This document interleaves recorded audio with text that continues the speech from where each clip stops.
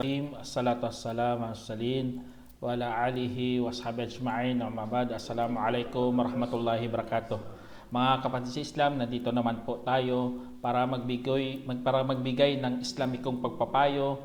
Umabot na tayo sa 14 ng Surah At-Tur, chapter 52. Ngayon 14 na tayo. Alhamdulillah, sa panibagong panahon na ito, magbigay po tayo ng mga ganitong pagpapaliwanag. Sa totoo lang mga kapatid, ang Quran ay napakaliwanag na. Ang mga malalabo, yun na lang ang pinapaliwanag. Pero sa Quran, halos maliwanag talaga ang pagkasabi ng Allah subhanahu wa ta'ala. Kaya kapag nababanggit minsan ang mga sura, ay lubos maunawaan ng mga Muslim. Lalo na meron kang pananampalataya kay Allah subhanahu wa ta'ala. Kaya, a'udhu billahi minasyaitanir rajim. Hadihin narul lati kuntum biha tukadzibun. Sabi ng Allah subhanahu wa ta'ala sa 14, ito ang impyerno na dati ninyong pinapabulaan. Sinabi yan ng Allah subhanahu wa ta'ala mga kapatid para iparamdam sa atin na nabubuhay pa tayo dito sa mundo, na nagbigay ng Allah subhanahu wa ta'ala ng mga hint para sa kinabukasan, para sa kabilang buhay kung ikaw ay gumawa ng masasama. Lalo na ang mga tao na patuloy pa rin sa pagpapabulaan sa mga ganitong mga pangyayari sa araw paghukom. Hindi sila naniniwala na mayroong araw paghukom. Hindi sila naniniwala sa parusa ng Allah subhanahu wa ta'ala na tinatawag na impyerno. Kaya po mga kapatid, yun ang nakataas balahibo talaga kapatid. May mga tao pala nasisihin talaga ng Allah subhanahu wa ta'ala. Nahiya ka mga dati ninyong pinabubulaan, paano na ito panunumbat, paninisi na ito At ang problema, tagus puso talaga ito mga kapatid. Ramdam talaga nila ang panunumbat na ito. Dito kasi sa mundo, sumbatan ka man, sisihin ka naman, tumagos nga sa tenga, pero pinapalabas naman sa kabilang tenga. Pero sa impyerno, sa kabilang buhay, hindi ganun ang mangyayari mga kapatid. Kaya dapat matakot talaga tayo kay Allah subhanahu wa ta'ala. Kailangan katakutan natin ang parusa ng Allah ay ang impyernong apoy. Kaya kadugtong dito sa sinabi ng Allah subhanahu wa ta'ala, sabi niya, asihrun hadha am antum la tubsirun.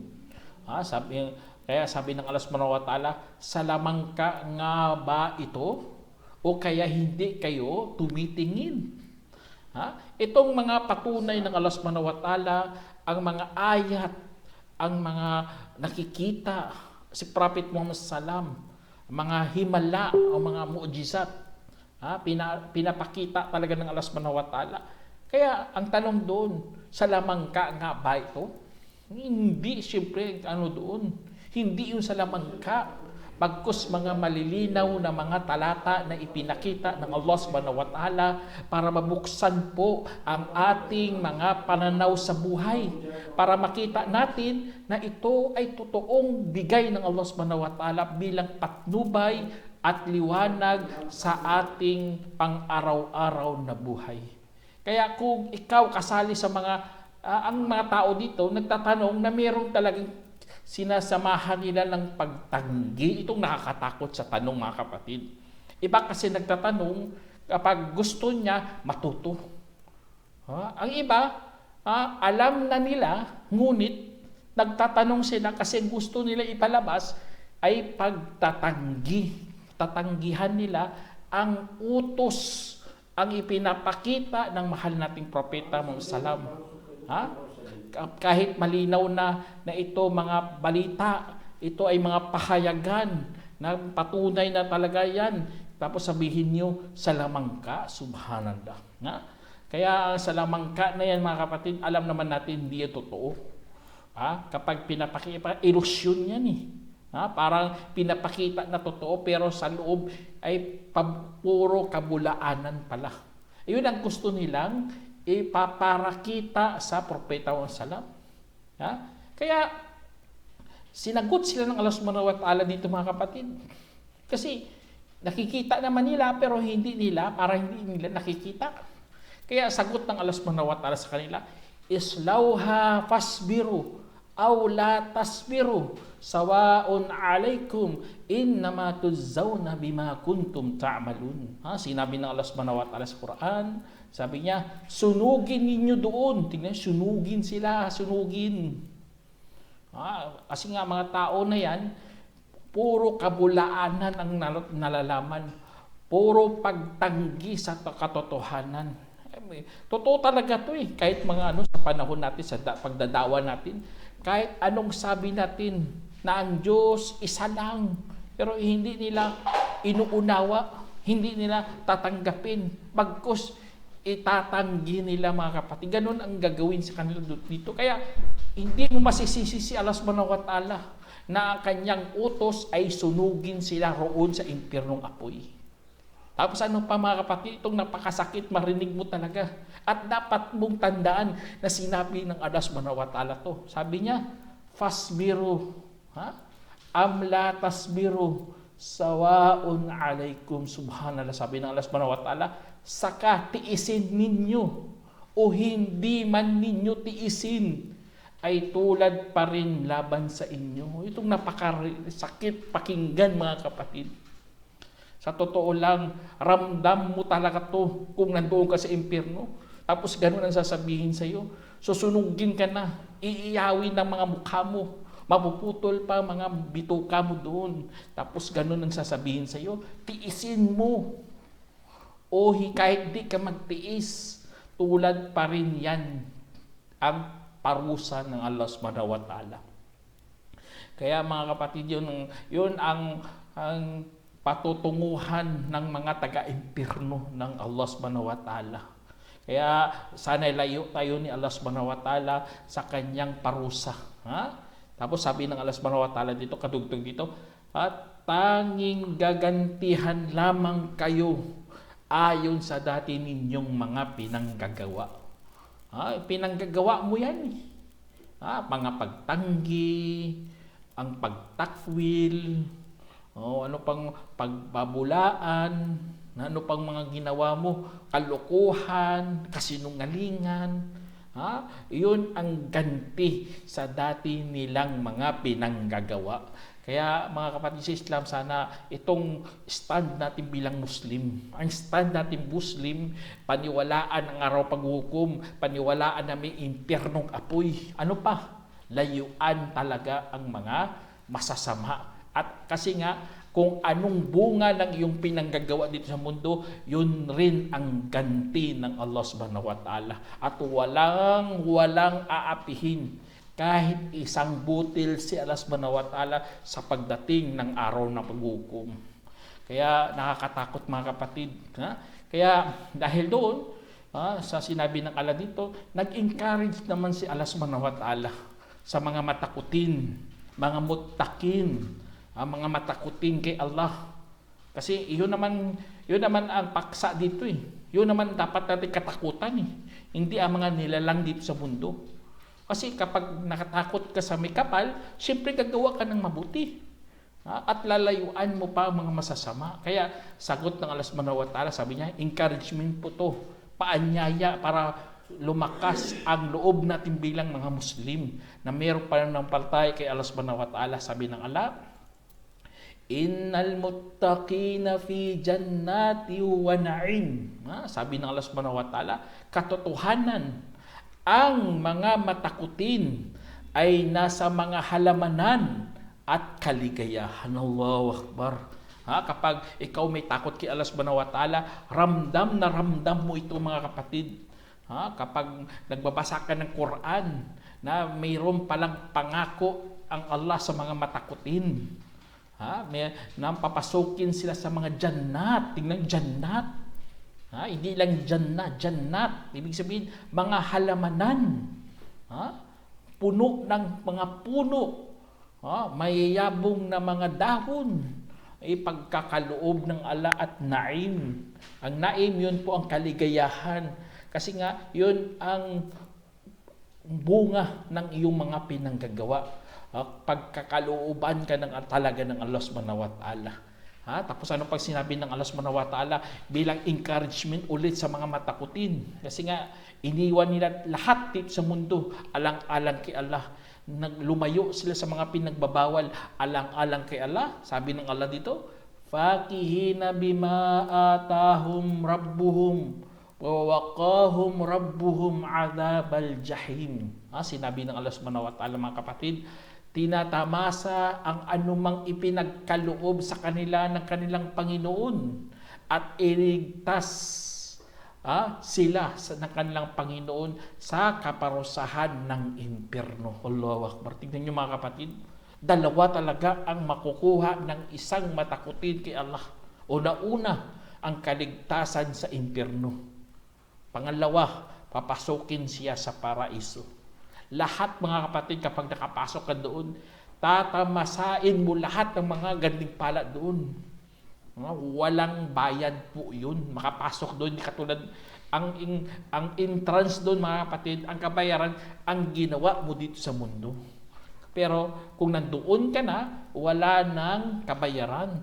Tatamasain mo lahat doon, mga biyaya ng Allah subhanahu wa ta'ala. Lahat ng pinagkaloob, lahat, subhanallah. Tapos habang buhay ka na doon, khalidina ka na doon. Habang buhay, immortal ka na doon. Tapos papalitan pa ng alang yung katawan. Katawan na kung saan hindi makakatikim ng kamatayan. Yun ang kaloob. Yun ang habag ng Allah subhanahu wa ta'ala sa mga matakutin. Tapos hindi sila makakadaan doon sa kaparusahan ng impyerno. Subhanallah. Itong napakaganda pakinggan, mga kapatid. Kapag ikaw kasali sa mga taga-paraiso. Sana pagkalooban nawa tayo ng Allah subhanahu wa ta'ala ng paraiso. Tapos sabi ng Allah subhanahu wa ta'ala, tingnan nyo, sabi niya, kulu washrabu hani'an bima kuntum ta'malun. Allahu Akbar. Sabi ng Allah subhanahu wa ta'ala, kumain kayo, uminom kayo ng may kagalakan dahil sa dati ninyong mga pinanggagawa. Sa ating mga pinanggagawa dito sa mundong kabutihan, mga kapatid, pakainin tayo ng Allah subhanahu wa ta'ala kahit anong pagkain doon sa paraiso. Napakaganda. Hindi ka na magtatrabaho, di ba? Kahit ngayon, mayaman ka, magtatrabaho ka pa rin. Mahirap ka, kailangan mo rin magtrabaho. Kung katamtaman na kinikita mo, kailangan mo pa rin magtrabaho kasi nga gusto mo meron kang makakain. Gusto mo meron kang maiinom. Gusto mo meron kang mga kagamitan sa iyong pamamahay. Para matugunan mo ang mga pangangailangan ng iyong mga pamilya. Pero doon sa paraiso, hindi, mga kapatid. Hindi ka na magtrabaho doon. Kasi nga, gantimpala ang ipagkakaloob ng Allah subhanahu wa ta'ala na walang katapusan, walang hangganan. Ganun ang ipagkaloob ng Allah subhanahu wa ta'ala doon. Walang pagkain, unlimited kung sa atin pa. Kain ka ng kain doon. Inom ka ng inom doon. At ang iinumin mo, maraming klase, may alak pa nga eh. Kasi nga nagpakabanal ka dito sa mundo. Sinubukan ka, papainumin ng alak, pero tinigilan mo, lumayo ka, papainumin ka ng Allah subhanahu wa ta'ala kasi nga banal ka na tao. Yun ang ng Allah subhanahu wa ta'ala. Tapos sabi ng Allah subhanahu wa ta'ala, muttaqiina ala sururin masfufa wa zawwajnahum bihurin ain. Sabi ng Allah subhanahu wa ta'ala, nakasandal sila sa mga upuan na nakahanay at sila ay aming ipinaasawa sa mga dalagang may napakarilag na mga mata. Kaya dyan sa sinabi ng Allah subhanahu wa ta'ala, mga kapatid, nakasandal sila sa mga upuan na nakahanay. Ibig sabihin, nakaupo sila doon. At ang upuan na yun, hindi talaga lilihis. Hindi talaga lilihis siya, hindi siya yung tawag ito, gaganyan siya. Kasi nga, ganyan ang design ng Allah subhanahu wa ta'ala. Hindi katulad dito sa mundo, ang upuan mo ngayon, hindi na bumabalik. Kasi nga, matanda na, matagal na, luma na. Na doon sa paraiso hindi. Ang upuan doon, kahit anong sandal mo doon, kahit taon-taon ka pa nang sumasandal doon, hindi siya nasisira. Kaya ganun ang ipagkaloob ng Allah. Kagamitan na walang katapusan. Yun ang gusto ng Allah subhanahu wa ta'ala sa mga makapasok doon. Na mayroon silang mga kagamitan sa kanilang pamamahay. Ano pa? Ipapaasawa pa ng Allah subhanahu wa ta'ala ang mga dalagang may napaka-rilag ng mga mata. Ibig sabihin, napakaganda ng kanilang mga mata. Tinatawag nating hurnain. Huwag kayong mag-alala mga kapatid ng kababaihan, meron din kayong kaloob ng Allah subhanahu wa ta'ala, mas maganda pa kayo sa mga hurnain. Kaya yun ang mga ng Allah subhanahu wa ta'ala. Kasi nga, doon sa paraiso, may pamilya ka pa rin doon. Kasi nga, pagkalooban ka talaga ng Allah subhanahu wa ta'ala ng 100 nga na lakas na sa pagnanasa. Kaya, grabe talaga pagkaloob ng Allah subhanahu wa ta'ala. Hindi yung totoo kapag nandoon ka na sa paraiso, maging anghel ka na lang. Tapos, ano pagagawin mo? Mag-awit-awitan na lang kayo. Subhanallah. Anong klaseng paniniwala yan? Kung papasokin ka sa paraiso, puno ng mga kaligayahan, tapos yun lang gagawin mo. Boring yun. Kalokohan yun. Piritil yun. Tayo hindi ganun. Bibigyan ka ng asawa, pagkalooban ka pa ng mga pagkain, mga inumin, lahat gagawin mo. Magpakasaya ka. Kung magsawa ka, pupunta ka naman sa iba. Magsawa ka sa lugar na ito. Yun ang kasawaan natin doon, dadalhin tayo sa mas mabuti. Hindi ka dadalhin sa mas pangit. Kaya yun ang kaloob kasi yun ng Allah subhanahu wa ta'ala. Tapos sabi ng Allah subhanahu wa ta'ala dito sa Quran, sabi niya, kadugtong dito, walladina amanu wattaba'athum durriyatuhum biimanin alhaqna bihim durriyatahum wama alatnahum min amalihim min shay'. Kulum ri'im bima kasaba rahin. Sinabi ng Allah subhanahu wa ta'ala sa Quran, at mga yaong naniwala at mga inapo na sumunod sa kanila sa pananampalataya, ipasama namin sa kanila ang kanilang mga supling at hindi namin itanggi sa kanila ang anumang kanilang mga gawa. Bawat tao ay nakasanla ayon sa kanyang nakamit. Kaya dyan sa sinabi ng Allah subhanahu wa ta'ala mga kapatid, mga yaong naniwala. Ang mga yaong naniwala sa time ni Prophet Muhammad sallam, mga sahaba. Tapos ang mga sahaba, ang naniwala sa kanila, yun tinatawag natin mga tabi'in. At mga tabi'in, ang naniwala sa kanila, kasunod sa kanila, tinatawag natin mga tabi'in. Kaya sa sunod ng mga henerasyon, mga kapatid, yun nagkaroon ng mga naniwala.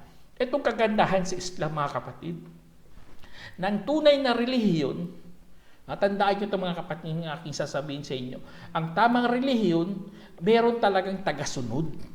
At ang mga tagasunod na ito ay nangaral, tapos ang kanilang mga pangangaral ay nakuha ng mga nanampalataya, ang mga sunod na henerasyon, hanggang katapusan. Kaya napaka-importante sa atin, sa Islam, na merong tinatawag na relihiyon. Sasabihin mo walang relihiyon, hindi, mali yun. Kasi nga, ang relihiyon, doon mo malalaman ang kasaysayan na mayroong sumalo ng relihiyon, mayroong mga guro, mayroong mga estudyante. Kaya ang mga sumunod sa pananampalataya, lalo na mga anak, lalo na mga next generation, mga kapatid. Kaya tayo mga Muslim, tinatawag nating sarili natin na ahlul al-sunnah wal jamaah. Meron tinatawag na tayo tagasunod ng sunna at meron tagasunod ng grupo o pangkat. Kasi nga ang pangkat na yun po ang sinusunod natin. Kasi nga pasunod eh. Next generation, salinlahi, sinali ang kaalaman sa sunod na lahi. Kaya napaka-importante talaga sa Islam pag-aaral. At ang pag-aaral na yun, dapat kumuha ka doon talaga sa guro kasi ang mga guro, sila nag-aral din dati sa mga guro hanggang sa pataas ng pataas. Kaya ang mga yaong naniwala, mga kapatid, at ang inapo, ang mga salinlahi, yung tinutukoy dito na sumunod din sa pananampalataya ninyo.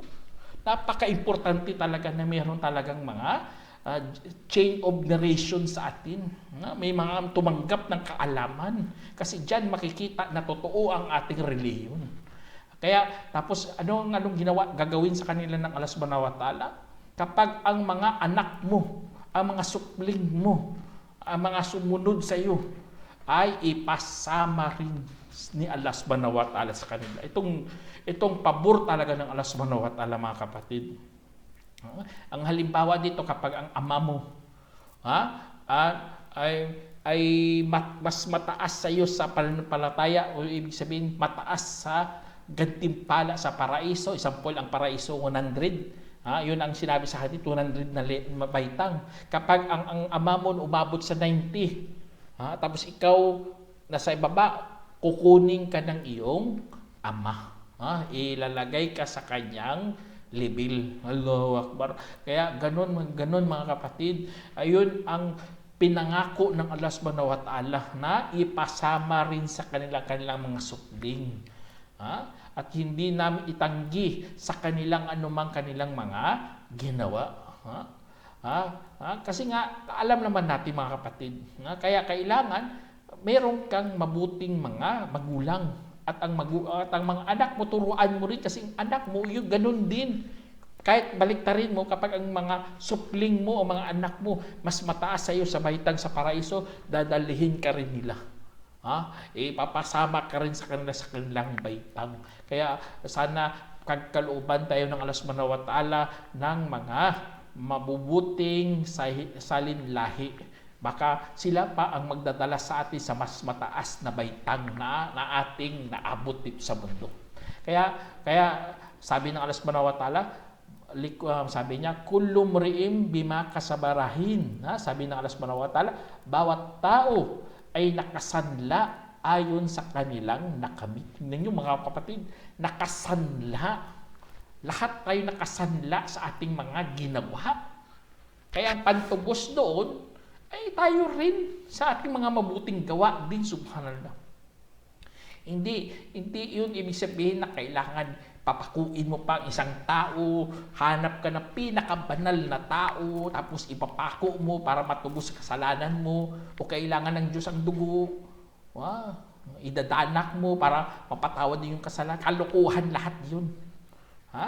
Ang makakaligtas sa iyo ang iyong ginawang kabutihan na tinanggap ng Allah Subhanahu wa Ta'ala.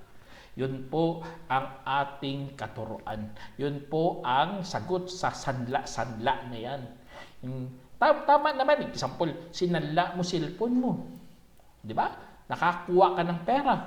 Siyempre, ang pantubos doon, pera din na nakuha mo. Hindi kukuha ka ng dugo, ipapako mo pa. Hahanap ka pa ng dalisay na ipapako, subhanallah. Anong klase paniniwala yan?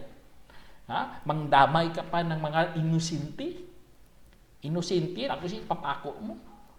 Kaya alhamdulillah sa Islam, napakalinaw mga kapatid, na ang sinanla, ang ating nakasanla tayo, at ang pantubos doon, tayo rin.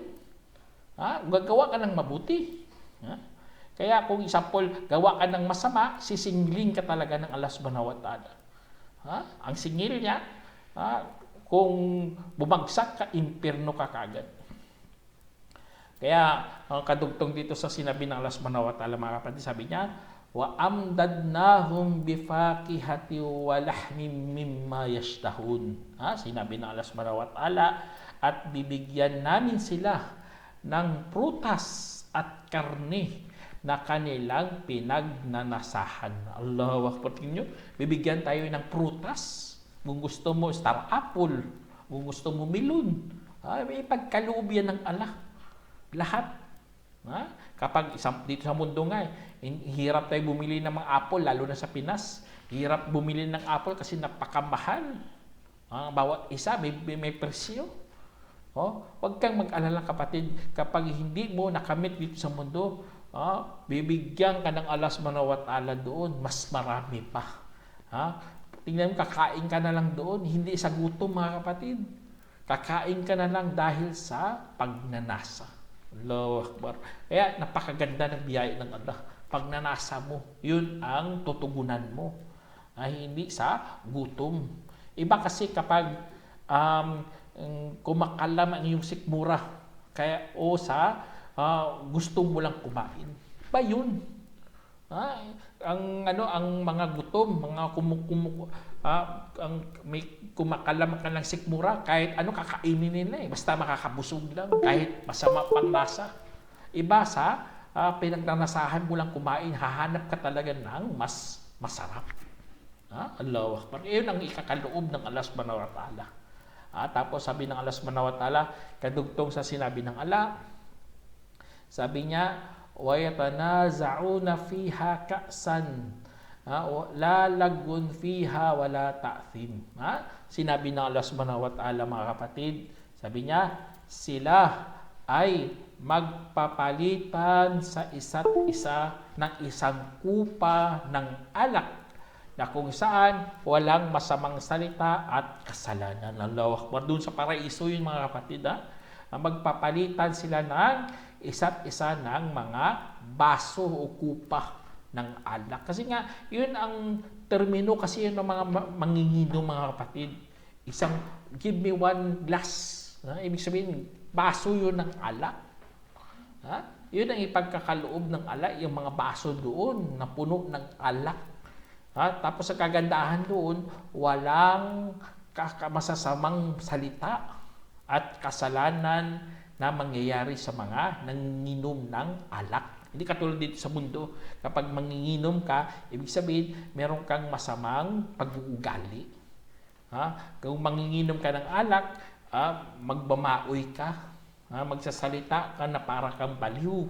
O kaya, hindi ka na makakilos ng matuwid. Ganun ang manginginom dito sa mundo. Pero doon sa paraiso, iba po talagang epekto ng alak.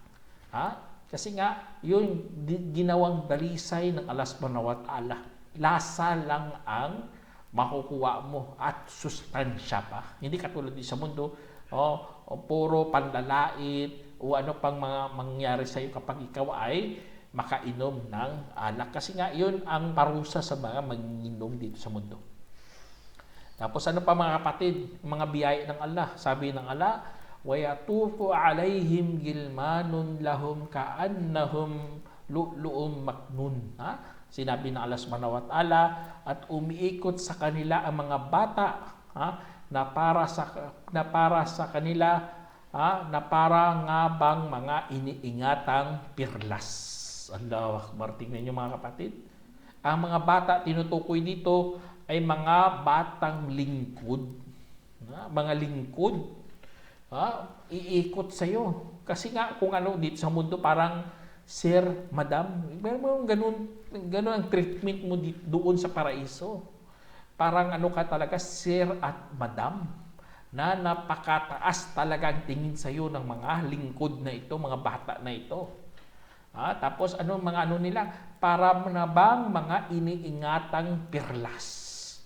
Di ba? Napakaganda ng pirlas, kumikinang, ganun ang mga lingkod doon sa paraiso.